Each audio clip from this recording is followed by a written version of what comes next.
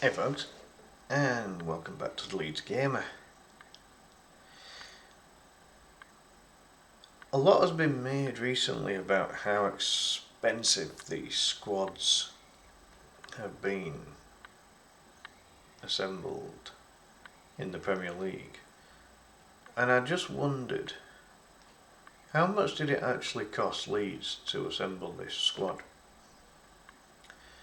So, I've had a look into it, and these are the prices that I've been able to locate online. Now, whether these prices are accurate or not, I don't know. I think they're all fairly close. I don't think any of them sound unrealistic.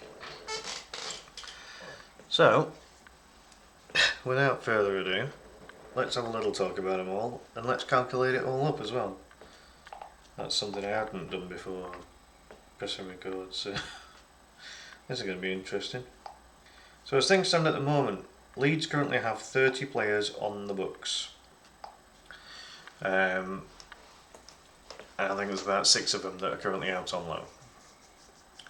I've obviously not included Facundo Buonanotte because he's actually in on loan. He's not our player.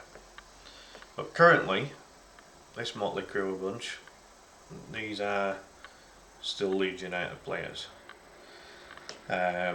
So, let's start with the big boys. Dan James, who realistically we should have had for 10 million from Swansea. But in the end, bloody scuppered that move. So Dan James was bought for about 25 mil. Long time ago as well now. He's been on Leeds' books for quite a few seasons. But he's not the longest serving player at Leeds right now. No, that goes to a player that we paid a lot less for. The next biggest, Brendan Aronson, who, like Dan James, has been on Leeds' books a little bit now. At the time, 24 mil seemed like a lot, didn't it? I thought it was nearer 22 million that we signed him for, but from what I can see online, it's about 24.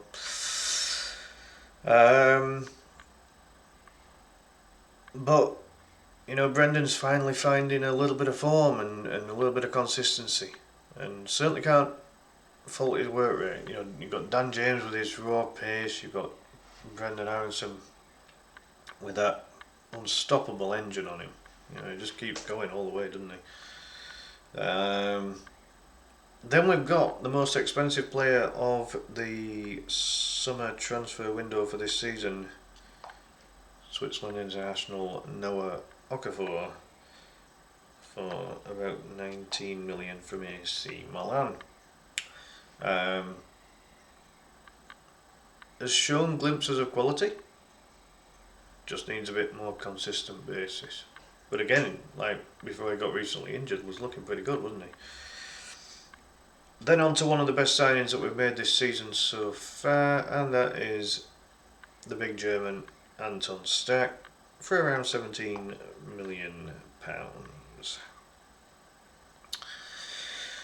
Yeah, good player Anton, isn't he? He scored that absolute belter of a free kick. And that's not his only free kick this season. He scored three wonder strikes from dead ball situations this season so far. Been really good. Next to him, another big boy, again from our summer transfer window, and that is the centre back Iaka Biol for around £16 million. So with our top 5 most expensive players in our squad so far, we have already topped 100 million, coming to approximately £101 million. But don't worry folks, this won't sound so much as we get onto these cheaper players as we go down. So, next we've got Brazilian goalkeeper Lucas Perry, who came in for about 15 mil. Then we've got the highly experienced Sean Longstaff for about 12 million from Newcastle. Now these are just the upfront prices. These are not including add-ons and all the extras that come with it. You know, these are just the initial lump sums, if you like. So moving on to, in my opinion, the best signing we've made this season. Wax lyrical about this dude. It's GG, the Swedish Superman himself, Gabby Gudmundsson, for an absolute bargain of £11 million. I think it was around 10 to 11 from what I can gather. Again, these prices have just been taken online, so take some of these prices with a pinch of salt. But whether we paid 11 or 10 for Gabby, you're not going to get a better value left back in the Premier League this season. In terms of value for money, you're not getting a better one in my opinion.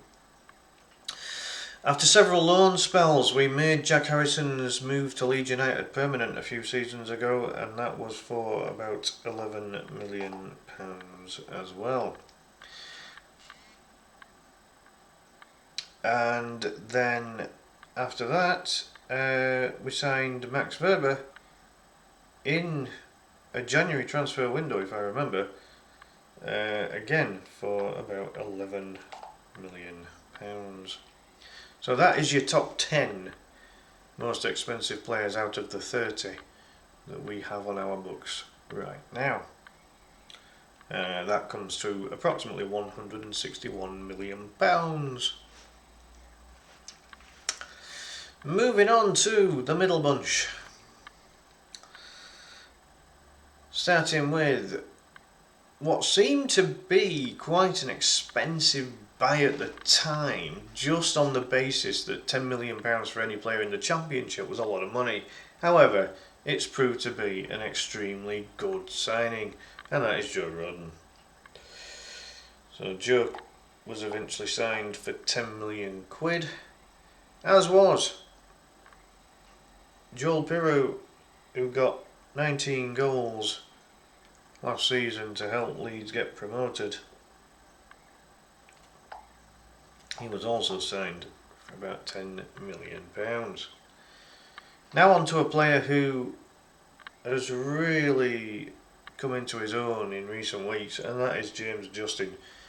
Leicester, who we got him from, said that he was absolutely rubbish. How wrong they are. JJ has been really good, and for £8 million, oops, I've just put 108 in there instead of, I've just added the 8 onto the 10. We won't do that.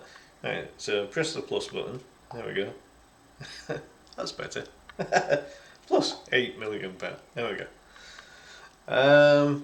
Yeah, very good signing for £8 million. You know, considering he was bought as a backup, and he's ably deputised so many times in the last few weeks, done very, very well. Very solid, very reliable defender. And versatile, can play anywhere on that back line. Yeah, very good. And then on to Captain Fantastic himself. And this is a bit of a bargain when you look at it now in the scheme of things. Ethan Ampadu, £7 million. You look at how he's matured, you look at his leadership skills, you look at how he's developed as a midfielder since he's joined us, having previously played as a centre back in previous teams. Doing very, very well. And I mean he's you know, he's had a couple of dodgy injuries in his time at Leeds. But when he's fit, he's becoming a fantastic midfielder. He really is. You know, and for Wales, I mean, you know, he's already got a lot of caps for Wales, and he's only 24-year-old. Could he go on to be a Wales great? I think so. You know, the way his career is going at the minute, he's found a home now. You know, after several loan spells, I think he feels comfortable at Leeds United. He's just ended up being the the first guest on the official Leeds United podcast as well, which has just made a comeback over the last day or so, which I'm hoping to listen to sometime today actually. But yeah, Ethan's doing excellent. Long may that continue. On to a player whose career looked like it was going to be a good one at Leeds, but it's really not worked out that way, and that's Ladji Ramazani. And we signed him for about 7 million as well. And with that takes us over the 200 million mark. So we're now at approximately 203 million pounds, and we are virtually halfway through the squad. But as you can see, every player under Ladji is cheaper. So this now might not. I mean, this won't reach 300 mil. It won't. These players underneath are way cheaper. So maybe, I don't know, we might be looking at maybe 250 million pounds, roughly speaking. I don't know. Let's find out when we've totaled the whole shebang. Yeah, not worked out for Ladji. Skillful player, no doubt about it. And at the time, 7 million for a player that looked like it was a bit of a similar mould to maybe a Wilfred Gnonto, similar kind of size, similar skill set. Both of them are wingers. We had high hopes for Ladji, but something just hasn't worked out between him and Daniel Farke, the manager. And so this is the situation for him right now. So he's on loan at Valencia. He's doing okay now. He had a very slow start, had injuries, but he's starting to get a little bit of game time under former Leeds United under 21 and first team coach Carlos Corberán. Moving on, now we've got 5 million players here. Now this was quite something when I was finding the values of the transfer fees that we paid for these players. So for any player on this list, by the way, that is of the same value, I've just simply put them in alphabetical order. No preference or favouritism or anything, literally just alphabetical order. So, on to the 5 million players. So Ilya Gruev. Interesting signing in the scheme of things, isn't it? Bulgarian international,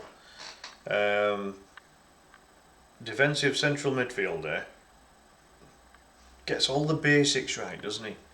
He's not a flash player, he's not a flair player, but he's done all right, hasn't he?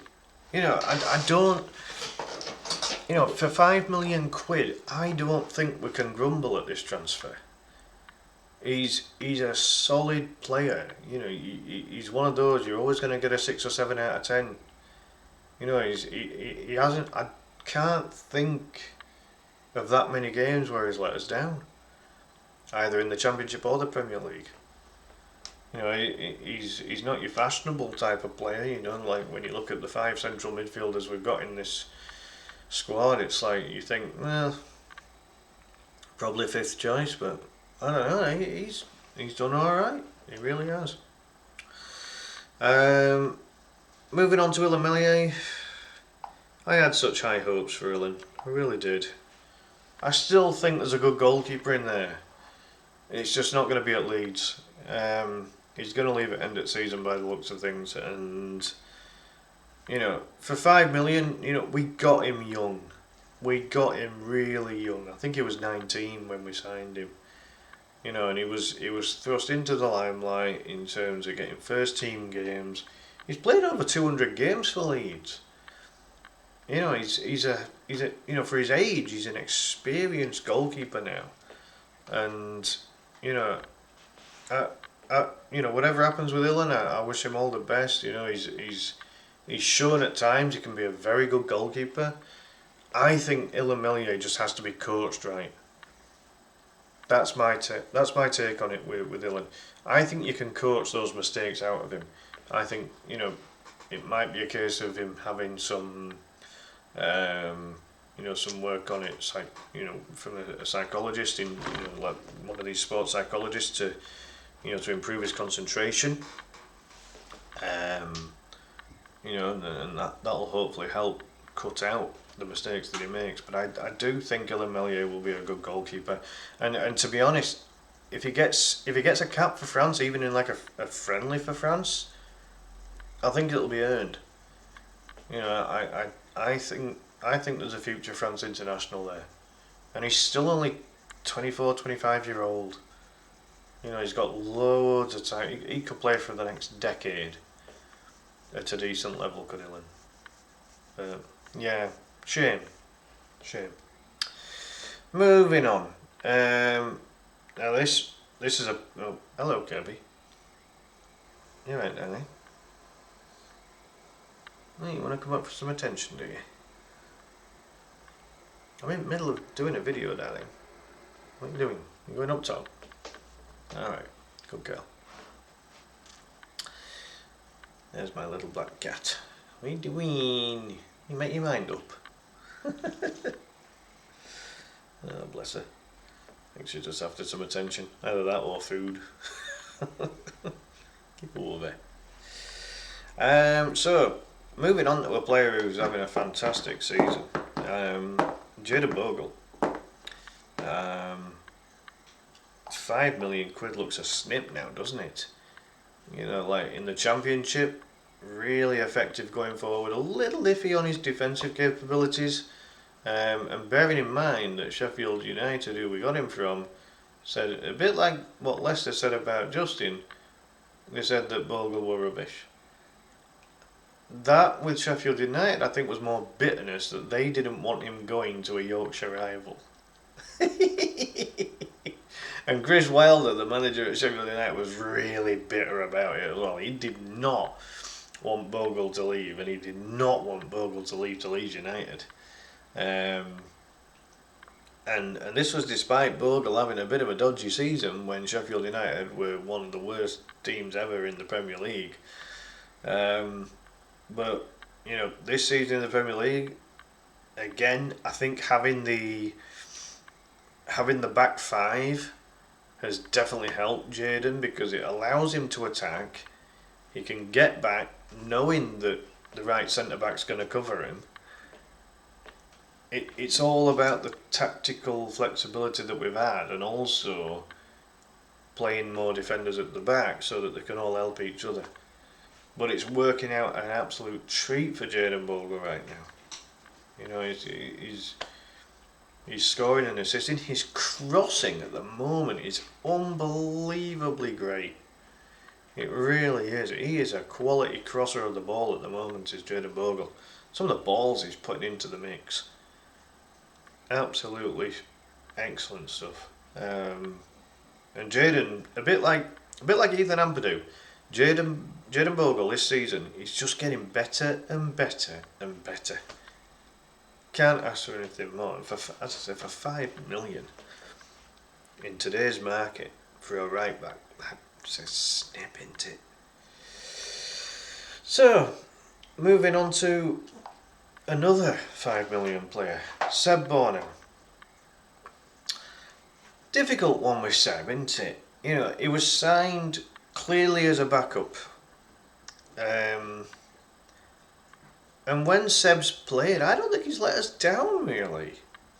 You know, he hasn't played a lot this season, but when he has played, you know, if you take out the Sheffield Wednesday Cup match, because everyone was rubbish in that, and any of the players that played, you know, any of the players that played in the 2 matches against Arsenal, take that out as well.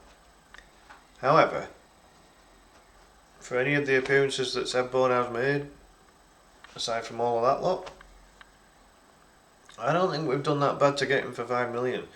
You know, is he as good as the other 3 centre backs that are currently playing on a more regular basis right now?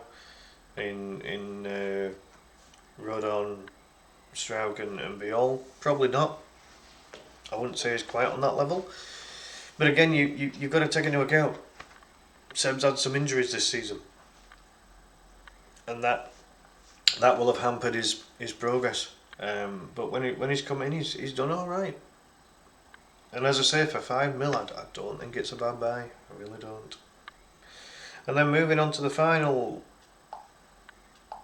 member of the 5 million bunch, Wilfried Gnonto, signed from Zurich. was signed as a kid, but was already an Italy international at this point. Mad to think that as well. An actual senior cap at international level, 19 years old for Italy. That's not bad going at all, is it? And when we first got Wilfred Gnonto, he showed glimpses of an absolute quality little player, didn't he? But the system that we've played this season just hasn't really worked out for wingers. And that's kind of hampered Wilfred Gnonto a little bit. Hello, Wendy. Both of my cats chipping into this particular video. But yeah, I mean, he's still only 22 years old. That's insane. It's crazy to think he's still that young. He's going to be a good player, there's no doubt about it. Whether he's going to fit the system that Leeds play in future seasons remains to be seen, but I think there's a good player there. And again, for 5 million, for the contributions that he has made at certain times in his Leeds career so far, again, it's not a bad buy. It's really not. Moving on to our Tanaka. Bought for 3 million quid from we're at Dusseldorf in German second division. I think it was. Yeah, Bundesliga 2, if we've got to go German. Japan International in the Championship looked an absolutely fantastic little midfielder. Got all the basics right, very tidy in possession, really good passer of the ball. A very complete midfielder. But just hasn't fit into the squad properly for the Premier League, unfortunately. He's been relying on scraps in terms of sub-apps and not being able to start games and things like that. And he's been fit for the majority. I don't think he's had that many injuries this season. He's been available, but for whatever reason, Daniel Farke just doesn't fancy him in the Premier League, and I fear that we're going to lose out to Tanaka at the end of this season. And I think he might go for maybe about 13 million. I mean, we bought him for 3. His stock's probably good enough to be around 10 to 15 million quid, so I think maybe we probably get about 13 for him. So make maybe about a 10 million profit. I don't want Tanaka to go. I think there's a good player there. But he's not playing a lot of football. And Daniel Farke has his favourites. He won't play Tanaka ahead of... Well, he definitely won't play him ahead of Ampadu. He's not going to play him ahead of Stack. You've then possibly got one more midfield position. And at the moment, that third midfield position is kind of taken up by Aronson. Now, Tanaka can play in that position just a little further forward. He's proven it on a couple of occasions this season. But I think that I think that I have a horrible feeling Tanaka leaves at the end of the season. I don't want him to.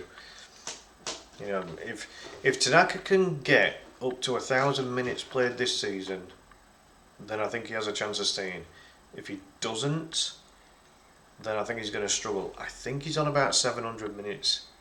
So he only needs to play the equivalent of just over 3 full games over the next 11. But is he going to get that game time? Farke just doesn't fancy Tanaka at all. It's such a shame. But we'll see. Moving on to a player that probably doesn't have a future at Leeds anymore. He's currently out on loan at the moment, and that is Isaac Schmidt. I thought he looked a decent little player when we first bought him. He was obviously bought as a backup, but he played in a couple of the friendlies this summer, and he looked off the pace, like he looked slow, and the defenders were having to tell him where to be at certain times. Now, if I was a manager or a coach, I'd be looking at retraining Isaac Schmidt. I wouldn't be using him as a fullback. I think he could be an effective midfielder. I think you can train Schmidt to become a midfielder. I really do. I think there's a midfielder in Schmidt. I just don't see him as a defender. I really don't. I think there's a decent little player there, but not as a defender. He ain't quick enough, it's that simple.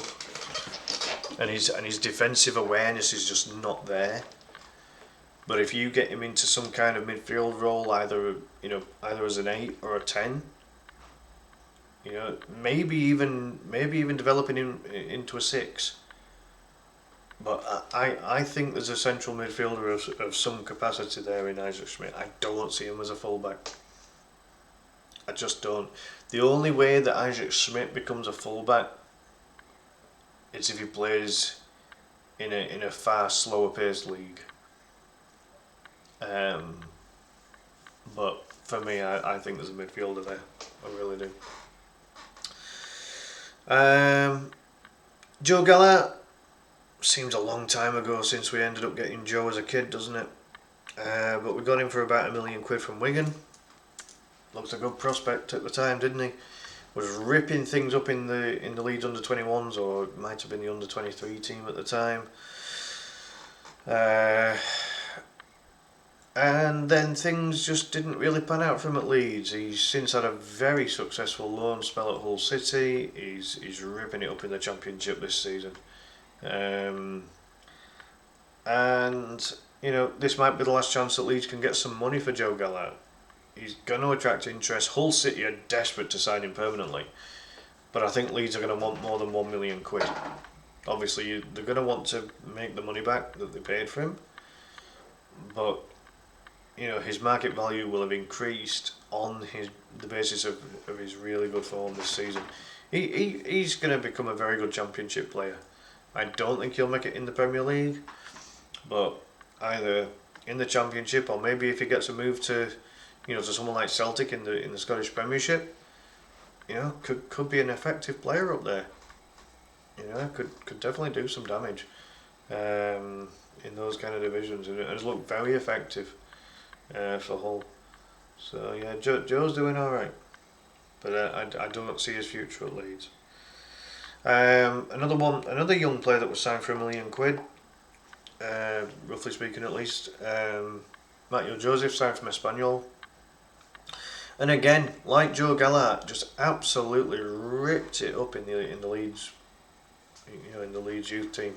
I remember that this, in terms of strike forces, it was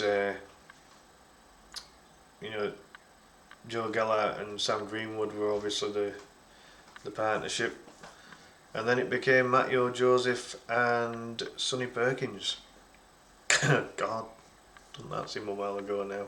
Sonny Perkins has gone off to the lower leagues, hasn't he? But yeah, these young lads were ripping it up, scoring goals in the youth team. But yeah, it's not worked out for Mateo Joseph either. And again, like Joe Gallagher, chances are Leeds are going to want probably 10 million for Joseph, possibly. I don't think that his form at the moment, he's currently on loan at Mallorca, and his form isn't that good over there. He's not really being used that frequently. So yeah, I just don't think we're gonna get. I don't think we're gonna get a right lot of profit on either Gallagher or Joseph. There's more chance of a profit on Gallagher because of his form this season. Joseph just hasn't made the mould with it. So it'll be questionable as to whether Mateo Joseph gets a loan move to, gets some kind of move, whether it be another loan or a permanent transfer to somewhere in Spain, or maybe he gets another crack at the Championship. Maybe someone in the Scottish Premiership takes a punt on him, or maybe he just goes elsewhere completely. Who knows? And then on to the best of the 3 1 million players. Pascal Stroud. What a bargain. Look at the player that he's become now. He's become a very, very decent centre back. And for £1 million, that is a snip. 1 second, folks. Wendy, leave those wires alone. She keeps going for wires. Keeps wanting to rip the wires up and break the computer. I can't afford that. Oi! Give over. 1 second, folks. She's crazy as that one. That big fluff ball. Yeah, so Pascal Stroud. I mean, how the heck he hasn't accumulated an international cap for somebody yet is anyone's guess. He was actually born in Belgium, but was raised in Holland, and I genuinely see Pascal Struijk as the successor to Van Dijk. When Van Dijk eventually has enough and packs it in for Holland, I think Struijk's your natural replacement. He's a big physical centre back that's comfortable playing out from the back, ball to feet, left footed, good in the air. In previous seasons has proven he can score goals as well, heading in corners and heading in free kicks. He hasn't got on the score sheet this season, which is really weird. I would have thought Pascal would have had a goal by now. Been a bit unlucky on a couple of occasions, but for £1 million, I mean, and Pascal, he's the longest serving player at this club. In terms of when we signed him. Now you could argue that with the likes of Alex Cairns and Sam Byram, but both Alex and Sam left Leeds after being Leeds youth players and playing in the first team a little bit. Sam Byram obviously played quite a bit in the first team for a while as a kid. Alex Cairns was able to get one solitary start. I think he came on as a substitute for Paul Rachubka, who was bloody dire.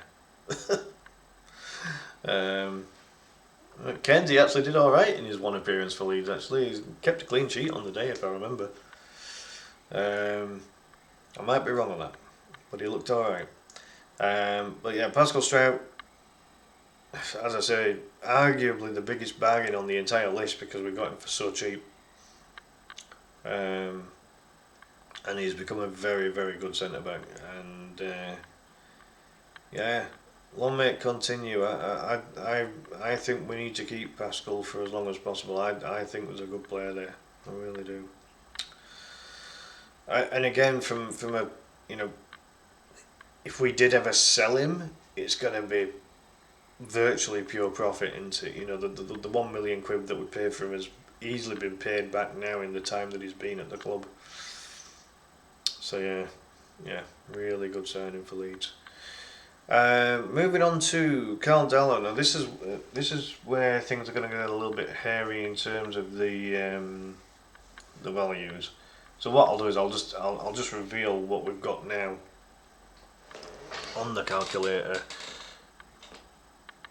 £237 million, there or thereabouts.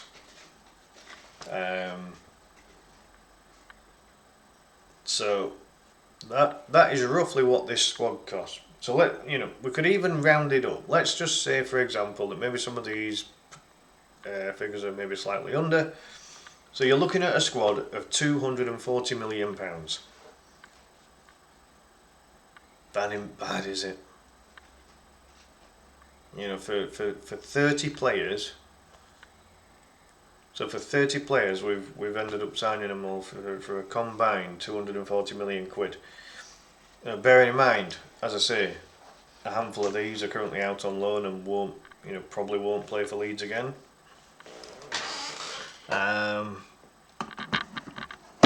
But every player on this list has contributed in some way at some point. For Leeds United, there's no doubt about it. They've all had their little moments here and there, and obviously some of them, far bigger moments than others. But just to basically conclude down the list now, so you've got Carl Dallo, who was signed for a reported 400k. There was rumours at one point that I think it was Newcastle we got him from, and there was rumours that they wanted about £3 million for him. I was like, nah, you're not getting that. So we give him 400k. The price for Alex Cairns is very debatable. I haven't been able to find a really creditable source as to what his price was. It was obviously mentioned as undisclosed originally, but his market value was €175,000, which equates to roughly £100,000 to £120,000. So it would be realistic that we probably paid about 200k for him to bring him back to Leeds. It seems like a reasonable kind of figure. And then look at those 3 free transfers. This season, DCL and Lucas Mecha have been absolutely excellent, haven't they? 16 goals between them. And we didn't pay a transfer fee whatsoever. I think it's a great bit of business in the end. Obviously, at the start of the season, we thought, right, what are we going to need to stay in this division? Goals. We go and get 2 strikers. How much did we pay for them? Nothing. A big fat 0. So everyone's kind of thinking, right, we've just signed two strikers who have got bad injury histories.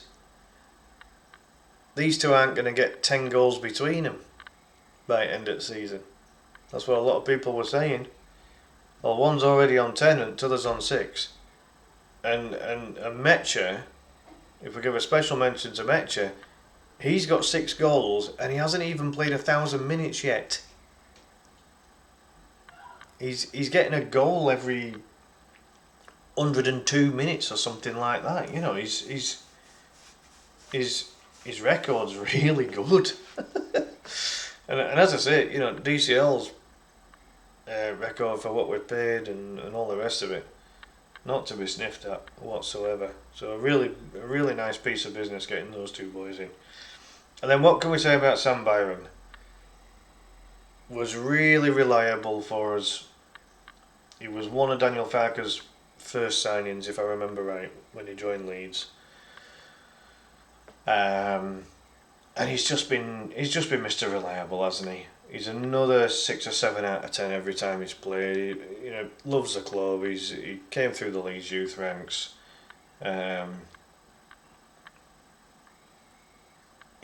He's hardly been able to get a kick of a football this season. I think he came on as a sub for about 7 minutes. That's all he's been able to muster this season in the Premier League, which I feel really sorry for Sam, because I'm certain if he was to play, he'd do okay. He's not going to be spectacular by any stretch of the imagination, and he is one of the oldest members of the squad now.